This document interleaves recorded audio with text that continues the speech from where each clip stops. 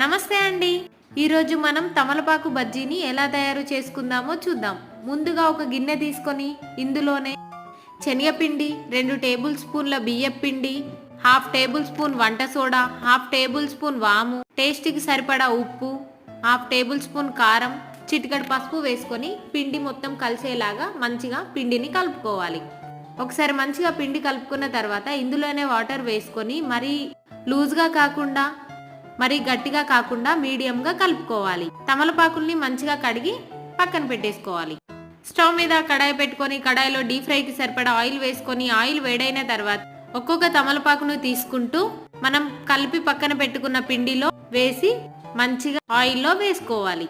బజ్జీలు ఏ విధంగా వేసుకుంటామో అదే విధంగా మీడియం ఫ్లేమ్లో 2 వైపులు మంచిగా కాల్చుకోవాలి. లైట్ బ్రౌన్ కలర్ వచ్చిన తర్వాత దించేసుకోవడమే. తమలపాకు బజ్జీ తయారైపోయింది. Please subscribe.